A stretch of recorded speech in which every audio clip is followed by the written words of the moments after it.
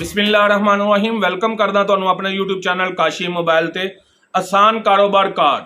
बहुत सारे लोगों का हुण दिल भी टुट चुके हैं, इंतजार कर करके भी थक चुके हैं और ना उम्मीद भी हो चुके हैं। और उन्होंने राय जी है इस स्कीम गौरमेंट के मुतालिक बहुत नैगेटिव हो चुकी है। स्कीम के विच फिर भी कुछ लोग कंप्रोमाइज़ करने को तैयार ने, लेकिन गौरमेंट के मुतालिक जी नैगेटिव राय बन चुकी है वो बहुत सख्त और बहुत ही तनकीद अमेज़ आ। और आवाम तनकीद करने का हक भी रखती है, क्योंकि आवाम नूं आसान कारोबार कार्ड के नाम से एक ऐसी लकीर के पीछे लगा दिता गया जिसका आखिरी सिरे ही नहीं लभन दिया। सानू आवाम थक चुकी है आखिरी सिरे तक पहुंचने की कोशिश कर करके, लेकिन हजे तक भी वह आखिरी सिरा नहीं आया सामने। हुण जी खबर सामने आ रही है वो मुताबिक अज तू यानी कि बरोज सोमवार तू अपडेटिंग दोबारा स्टार्ट होने लगियां ने, लेकिन ये अपडेटिंग उस उन्होंने एप्लीकेशनों से होनियां जिहड़ियां पहले अपडेट नहीं हुई, उन्होंने स्टेटस पेड शो हो रहे हैं, या वो एप्लीकेशन जिन्हों के पहले एक या दो टिक शो हो रहे हैं वो 3 टिकां तक पहुँच जाएंगे।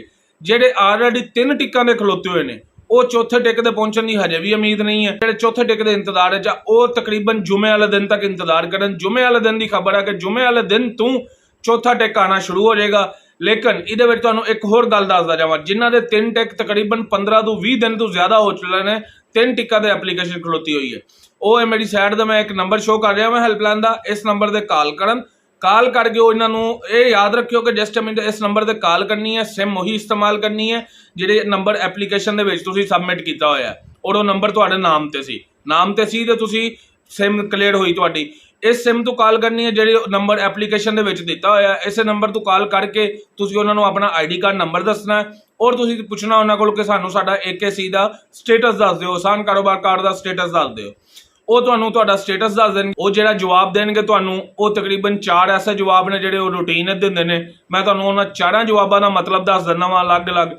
एक जिहड़ी वो गल करदे ने वो कहंदे ने जी तुहाडा कार्ड अंडर प्रोसैस आ, यानी कि जिस टाइम तुसीं उन्हां नूं ID कार्ड नंबर अपना दिंदे हो, अपना अपडेट अपनी पुछदे हो, तुहानूं दस दिंदे तुसीं जी हजे अंडर प्रोसैस हो। इहदा मतलब ये हुंदा है कि हजे तुहानूं उन्हां ने उन्हां कोल तुहाडा डाटा पहुँच गया है, वो हुण चैक कर रहे हैं, तुहानूं रिजैक्ट करना है या सिलैक्ट करना है, ये फैसला होना बाकी है। अच्छा, दूसरी जी वो गल करते हैं वो करते हैं जी तुसी रिजैक्ट हो गए हो।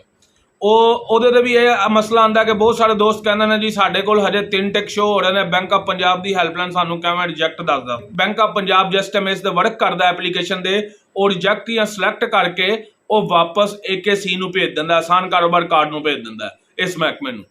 उत्थे जाके आसान कारोबार कार्ड वालियां ने एप्लीकेशन नूं अपडेट करना हुंदा है। इस दे विच जिहड़ा टाइम लगदा वो टाइम दे तुहाडे कोल 3 टिक ही शो हुंदे रहिंदे ने, तुसीं इंतजार करदे रहिंदे हो। लेकिन वो जदों तुहानूं कह देण कि तुसीं रिजैक्ट हो गए हो, तुसीं उम्मीदां ला दिओ, अपने जिहड़े रोजी रोटी कर रहे हो उहदे ते तवज्जो दिओ, छड्ड दिओ आसान कारोबार कार्ड नूं, फिर कोई उम्मीद नहीं बचदी। तीसरी जिहड़ी गल करदे ने वो हमारे पास आपका डाटा शो नहीं हो रहा। ਉਹਦਾ मतलब यह होंदा है कि हजे तुहाडे 3 टिक ते हो गए आ पहले।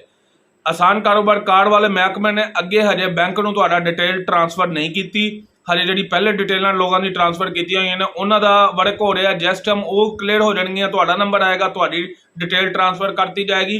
उस तो बाद तुसीं जदों बैंक नूं कॉल करोगे वो तुहानूं दस देगा तुसीं अंडर प्रोसैस हो, रिजैक्ट हो या सिलैक्ट हो। तीसरी जिहड़ी सारिआं तों अच्छी गल है जिहड़ी हर बंदा सुनना चाहता है लेकिन वो हर बंदा सुन नहीं पाता, वो हुंदी है कि आप सिलैक्ट हो चुके हैं। तुहाडे एप्लीकेशन दे बेशक 3 टिक लगे होण, लेकिन जो तुहानूं बैंक ऑफ पंजाब दस दवे हेल्पलाइन कि तुसीं सिलैक्ट हो चुके हो, इसका मतलब है तुहाडा कार्ड आ जाएगा। कई चांसेस ऐसे भी होए ने लोगों की एप्लीकेशन के 3 टिक शो हो रहे हैं, कार्ड लोगों घर पहुँच चुके हैं, अमाउंट ट्रांसफर करवा चुके हैं। इसलिए कला टिक्का का इंतजार ना रखा करो, थोड़ा जिहा बैंक से कॉल करो जिन्हों के 15 तो 20 दिन हो चुके हैं। वो बैंक की हेल्पलाइन मैं दोबारा शो कर रहा वां नाल अपने, इहदे कॉल करो, कॉल करके इन्हां कोल डिटेल पुछो अपनी, जो जवाब मिलता है वह मैं तुहानूं मतलब दसदा। तकरीबन 4 जवाब मिलते हैं, उन्होंने 4 ने मैं मतलब दसदा। वीडियो पसंद आए तो चैनल को सबसक्राइब, वीडियो को लाइक जरूर करो। अपनी दुआ में याद रखो, अपने दोस्तों के नाल भी वीडियो शेयर किया करो। अल्लाह हाफिज़, फी अमान अल्लाह, पाकिस्तान।